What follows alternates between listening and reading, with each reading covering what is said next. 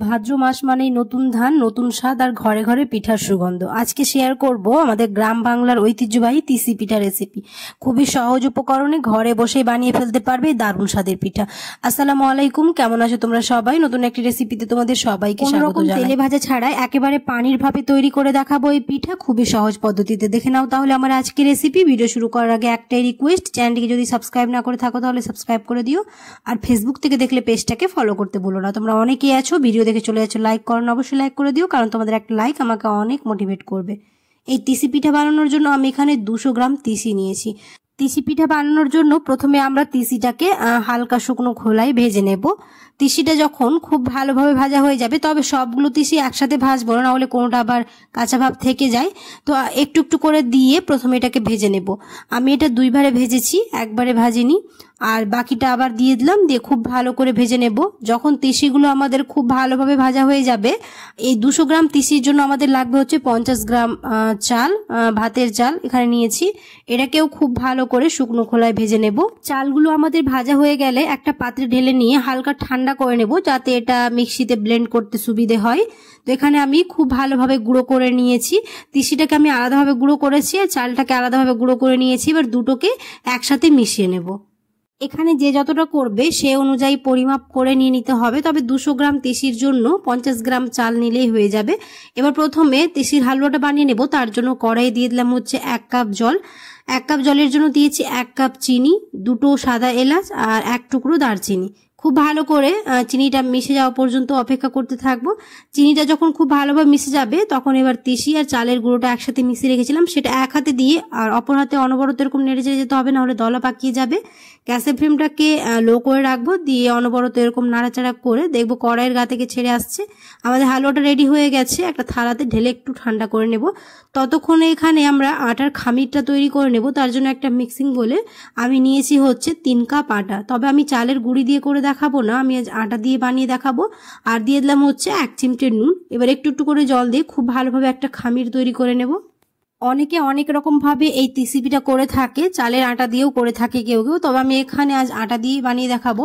আমার এখানে খামিরটা রেডি হয়ে গেছে। আমি প্রায় 5 মিনিটের জন্য রেস্টে রেখে দিয়েছিলাম। আবারও আমি কিছুক্ষণ ভালো করে মথে নেব। খুব ভালোভাবে যখন আমাদের এটা মথা হয়ে যাবে, তখন আমরা রুটি বা পাউডার যেভাবে লেচি কেটে গোল গোল করে রাখি সেরকম করে নেব।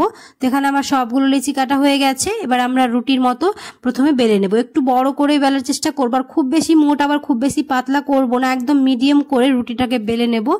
রুটিটা যখন আমাদের খুব ভালোভাবে বেলা হয়ে যাবে, তো আমি এখানে একটা বাটি নিয়েছি, বাটি দিয়ে এবার কেটে নেব।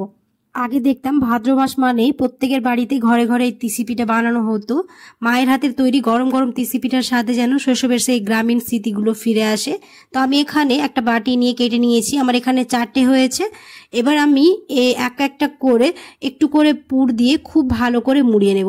খুবই সহজ। এরকম মাঝখানে পুর রেখে দুই দিকে আমরা এরকম মুখটাকে মুড়িয়ে দিয়ে, তোমরা চাইলে এমনিও রেখে দিতে পারো, আবার চাইলে এখানে ডিজাইনও করে নিতে পারো, তবে ডিজাইন করে দিলে কি দেখতে ভালো লাগে। তো এখানে আমি মাঝখানে একটুখানি চেপে দেবো। মাঝখানে চাপার পরে একটা কাঁটা চামচ নিয়ে সাইডে আমি এরকম কেটে দেবো, তাহলে ডিজাইনের মতো হয়ে যাবে। তোমরা চাইলে এটা এমনিও রেখে দিতে পারো।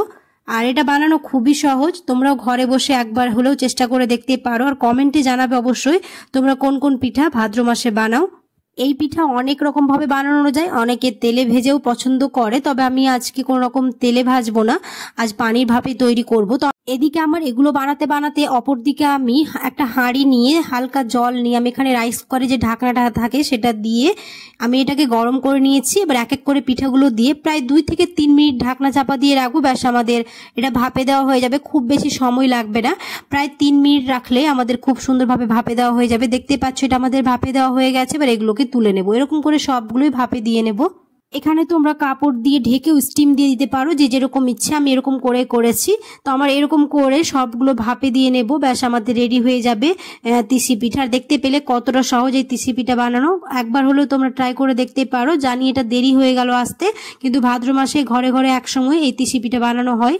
আশা করছি আমার আজকের রেসিপি তোমাদের ভালো লেগেছে। যদি ভালো লেগে থাকে তাহলে অবশ্যই একটা লাইক করে দিও, কমেন্টে জানাতে ভুলো না কেমন হয়েছে।